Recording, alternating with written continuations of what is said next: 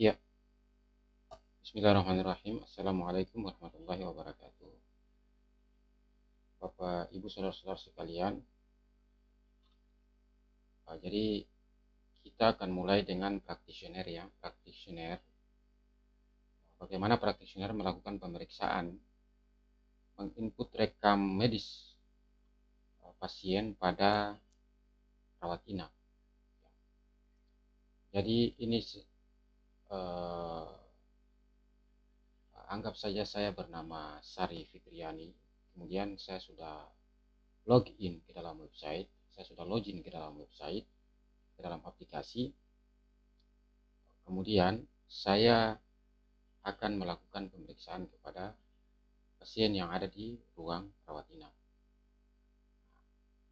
Klik ke icon, klik uh, foto di pojok kanan atas, kemudian lihat lokasi tugas. Misalkan saya ini bertugas di ruang pavilium ya, di ruang pavilium VIP. Saya kemudian klik ruang pavilium VIP dan kemudian misalkan saya ingin melakukan pemeriksaan terhadap pasien yang bernama Basar. Saya klik langsung di ikon tanda tambah yang ada di pojok kanan, di sebelah kanan nama pasien ini. Klik, klik. Nah, dan kita mulai melakukan input rekam medis yang ada di sini ya. Input rekam medis di sini ada layanan medis dan input rekam medis.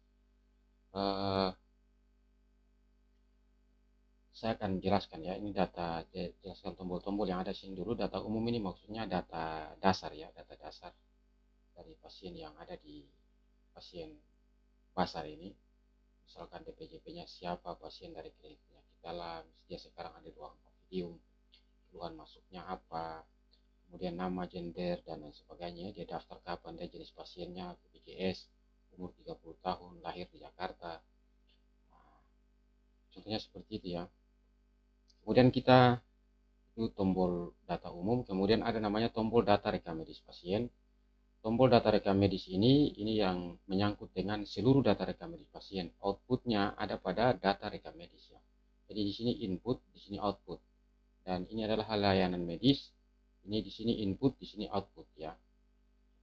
Kemudian tombol aksi ya. Tombol aksi ini misalkan mau pindah ruangan, boleh tinggal dipindahkan ke ruangan mana. Kemudian masih dirawat atau selesai dirawat, silakan. Kalau sudah selesai dirawat, selesai dirawat artinya pasien keluar ya. Kemudian mau menentukan DPJP, boleh mau pindah ganti DPJP. Ini juga bisa dilakukan oleh para medis ya. Oke, kita akan memulai. Jadi ini tombol untuk kalau mau pindah ruangan ya di sini ya. Sekali lagi kalau mau pindah ruangan di sini. Sebelum pindah ruangan Anda harus uh, mengisi Anda harus mengisi jum, uh, penggunaan ruangan ini ya, harga ruangan ini. Anda harus mengisinya. Harga ruangan ini tidak otomatis ya, kita harus isi secara manual dan kita kalikan ya. Misalkan hari dirawat berapa, 3 hari ya, kita kalikan dengan per hari ini ya, kita kalikan secara manual ya. Saya tidak tambahkan secara otomatis karena bisa saja ada kebijakan dari rumah sakit di mana pasien itu hanya 1,5 hari ya, proses bayarnya gimana, atau 1 hari 2 jam, apakah dihitung 1 hari atau dihitung 2 hari. Masing-masing rumah sakit punya kebijakan sendiri, sehingga kami sengaja membuat update penggunaan ruangan, harga ruangan ini dilakukan secara manual ya, input secara manual, itu secara manual gitu. Input rekam medis ya, kita mulai dari input rekam medis ya. Input rekam medis mulai dari asesmen ya. Silakan Bapak Ibu saudara-saudara sekalian, para medis untuk melakukan mengisi asesmen keperawatan inap ya. Di sini ada asesmen gizi ya, dari gizi boleh silakan melakukan pengisian di sini. Kemudian keperawatan inap boleh melakukan, para medis boleh melakukan mengisi asesmen keperawatan ya inap di sini.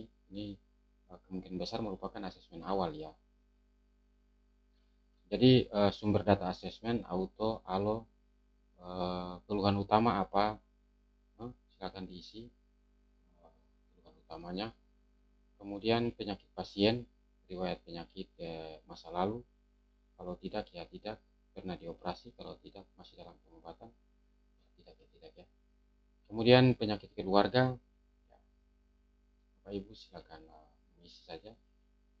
Kemudian klik tambahkan. Kalau mau edit lagi, silakan edit di sini lagi ya, bisa diedit lagi. Kemudian ini riwayat ya. Kemudian selanjutnya adalah fisik, ya. Pemeriksaan fisik, misalkan kesadaran, BCS-nya ya, Glasgow Coma skalanya, misalkan skornya berapa, matanya berapa, verbalnya, motoriknya, pergerakannya. Kemudian tekanan darah, misalkan berapa per berapa, isinya, pernapasannya berapa kali per menit, kemudian suhu badan, berat badan, kemudian tinggi badan, tingkat dengan atas, tinggal diisi semuanya. Ini ada banyak ya. Kemudian ditambahkan. Jadi formulir ini juga langsung saudara-saudara bisa mengeditnya langsung di sini. Di sini juga langsung bisa mengedit. Kemudian aktivitas, tidur siang berapa jam, tidur malam berapa jam, kemudian frekuensi makan, pola makan, diisi aja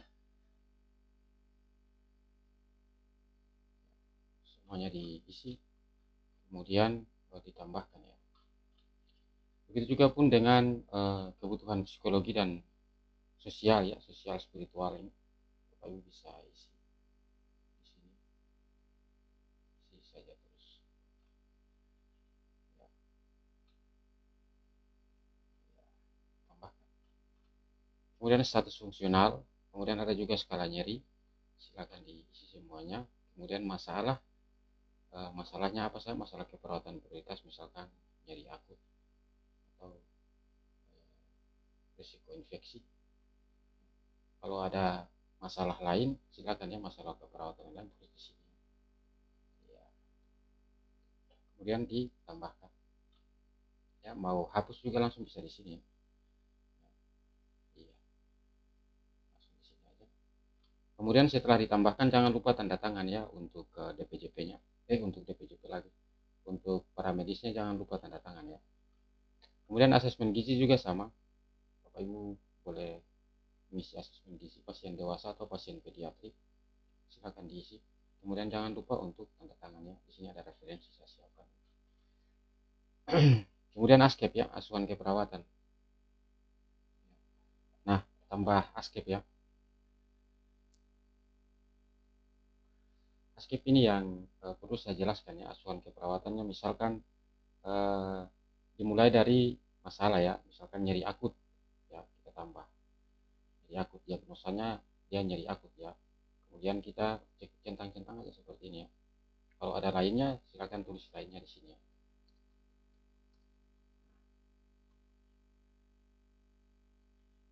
Kemudian untuk mandiri, tindakan yang mandiri lakukan, intervensi yang mandiri lakukan apa, kolaborasinya apa. Kalau ada yang lainnya ditambahkan, kalau ada yang lainnya ditambahkan, udah tambah. Tadi kan nyeri akut ya. Kemudian nyeri kronis ya, misalkan risiko infeksi ya. Ya. Kemudian ditambahkan lagi. Ya. Kemudian ini juga. Ya. Ya. Tambahkan. Nah, itu kita sudah mengisi ASKEP, asuhan keperawatan. Nah, kemudian kita lihat form implementasi ya, implementasi keperawatan. Jadi form implementasi keperawatan ini bisa keluar apabila kita sudah menambahkan ASKEP. Kalau kita belum menambahkan ASKEP, kita nggak ada namanya form implementasi ya. Kalau di sini dia semi otomatis ya. Jadi kita tambahkan ASKEP ya. Nah, ini kan yang tadi yang sudah kita isi ya, risiko infeksi, nyeri akut ya. Jadi kita tambahkan di sini. Untuk tambahkan implementasi kita klik tambahkan di sini.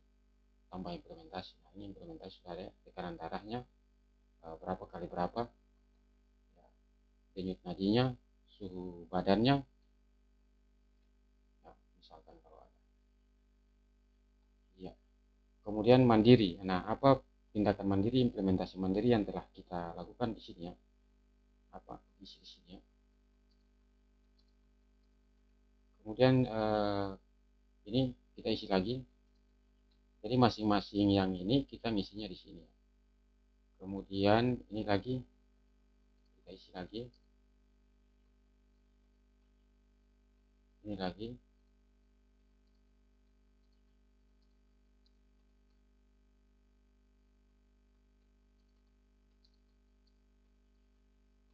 Iya, kemudian langsung tambahkan.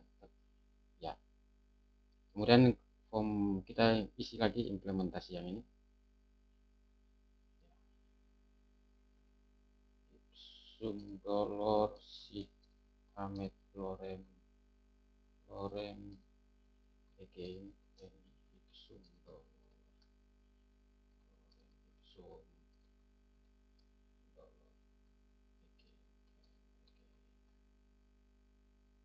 lorem ipsum dolor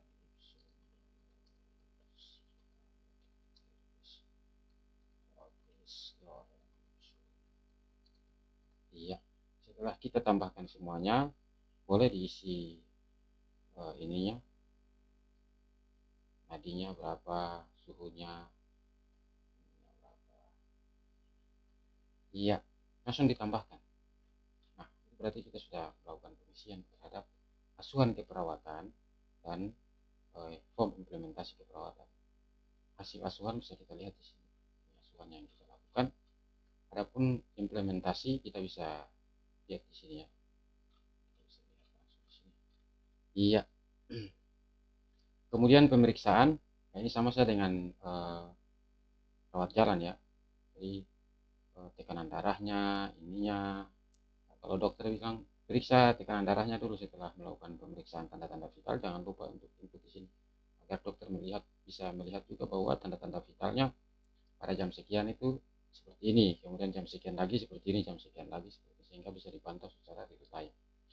Kemudian anatomi, kalau dalam pemeriksaan anatomi silakan langsung mengisi lembar pemeriksaan anatomi di sini, jangan lupa tambahkan. Ya, kemudian penunjang ya, silakan juga kalau ada penunjang. Kemudian penilaian ya, ada penilaian risiko jatuh, ada MFS, Morse VAR skala, dan Sydney score, kemudian HDFS ya. Jadi diklik aja seperti ini ya. Iya, diklik aja seperti ini, kemudian tambahkan. TWS Early Warning System, silakan ada news, ada PEUS, ada MEUS ya. Skala mana yang Bapak Ibu gunakan bisa langsung diterapkan di sini. Diklik-klik aja seperti ini. Klik aja seperti ini. Kemudian langsung ditambahkan. Jika sore lagi mau melakukan penilaian EWS lagi, early warning system lagi ya, silakan ditambahkan lagi. Dibuka dan ditambahkan lagi, ditambahkan lagi. Kemudian besok paginya mau diperiksa lagi, silakan ditambahkan lagi. Gitu ya. Kemudian penilaian gizi NRS 2002, Bapak Ibu langsung bisa centang-centang aja seperti ini. Tinggal ditambahkan, tambahkan, tambahkan. Kemudian Bertel index boleh ditambahkan.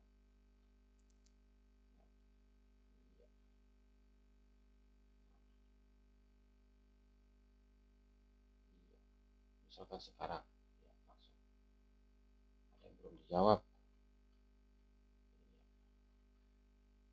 ya. Kemudian dekubitusnya kalau mau diisi silakan langsung diisi juga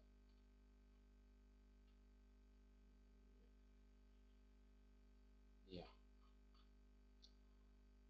CPPT silakan tambahkan CPPT, subjektifnya apa, objektifnya apa, assessment, planning, instruksi, langsung tambahkan ya. Jangan lupa tentukan profesi medisnya, misalkan perawat ya. Ya, kemudian ini CPPT saya, ini langsung bisa hapus, bisa edit ya. Yang tadi yang saya isi itu bisa langsung klik edit, langsung klik edit, langsung klik di sini aja. Baru ya.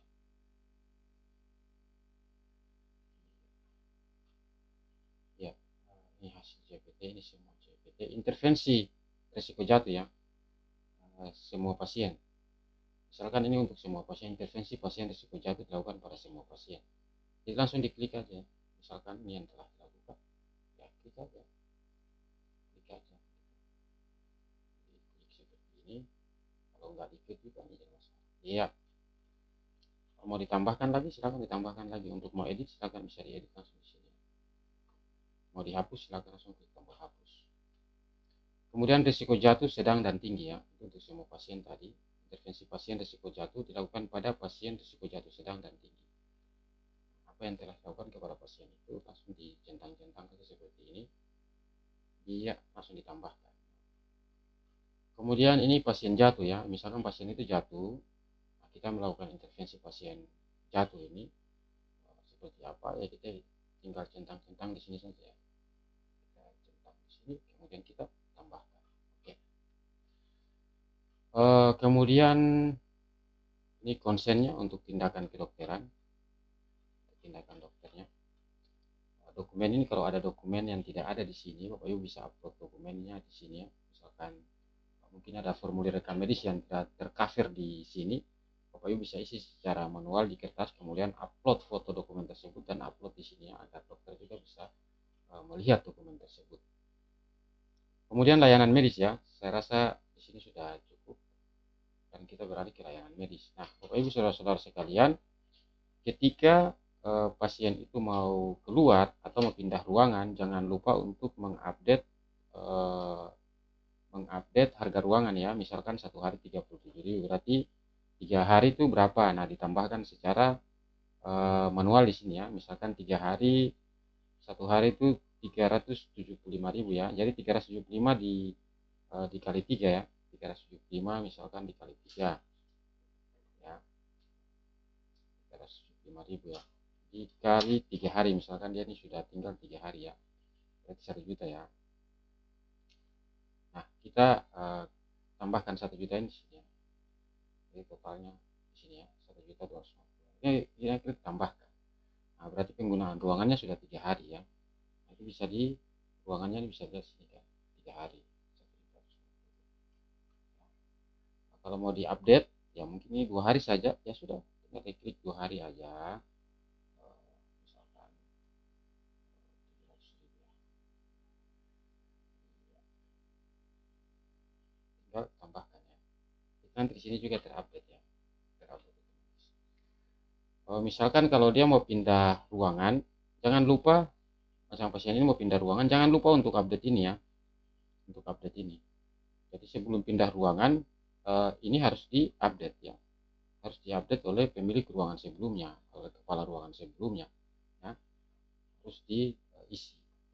Kemudian misalkan ada layanan medis lain yang dia tidak tercover ya, dia tidak tercover dalam tindakan kedokteran yang ada dalam perda masing-masing, misalkan yang diatur dalam peraturan daerah. Berarti Bapak Ibu bisa tambahkan sini, misalkan pemakaian mobil ambulans mungkin ya, 500 atau 400.000 ya, bisa ditambahkan di sini. Ya, baik pasien BPJS maupun pasien umum boleh ditambahkan, karena pasien BPJS juga kan akan dibayarkan oleh BPJS. Jadi semuanya ditambahkan di sini, bisa dilihat di sini ya, ya pasien. Data rekam medis. Ini data rekam medisnya, apa yang sudah kita isi tadi. Ini biografi pasiennya, ringkasan masuk dan keluarnya ada di sini. Kemudian asesmennya ada di sini, asesmen keperawatan inap yang tadi, yang asesmen awal keperawatan rawat inap yang tadi yang kita isi sudah ada di sini. Kemudian asesmen gizi, karena belum ada yang isi berarti tidak ada di sini. Kemudian ini asesmen medis ya, nanti diisi oleh DPJP. Ini CPPT-nya ya. Ini penilaiannya, risiko jatuhnya ada di sini, sudah kita lihat di sini. Kemudian ini early warning sistemnya, newsnya ada di sini ya, bisa kita lihat di sini.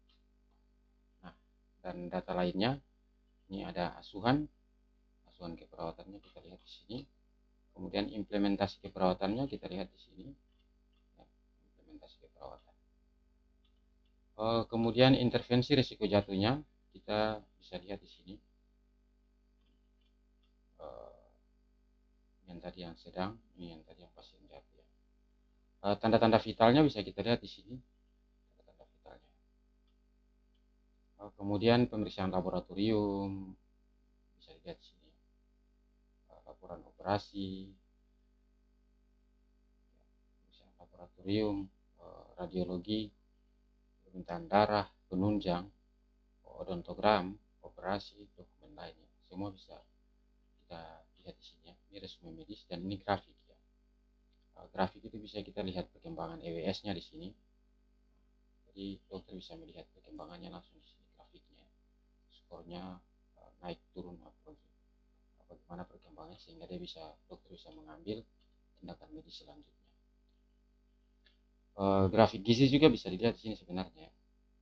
Fertile index juga grafiknya juga bisa dilihat sini. Semua grafik bisa dilihat di sini jika grafiknya itu lebih dari satu ya, lebih dari satu penilaian, maka dia akan tampil di sini. Bagaimana setelah pasien mau keluar? Kalau pasien keluar berarti klik ini ya. Kalau mau pindah ruangan di sini ya. Kalau pasien mau keluar selesai dirawat, kalau mau menentukan DPJP di sini ya. Ini untuk DPJP. Kalau pasien mau keluar selesai dirawat, klik selesai dirawat. Kemudian cara keluarnya gimana? Diizinkan pulang, tidak rumah sakit lain, permintaan sendiri, melarikan diri, dirujuk. Ya toh? Nah, tinggal di klik selesai perawatan. Maka secara otomatis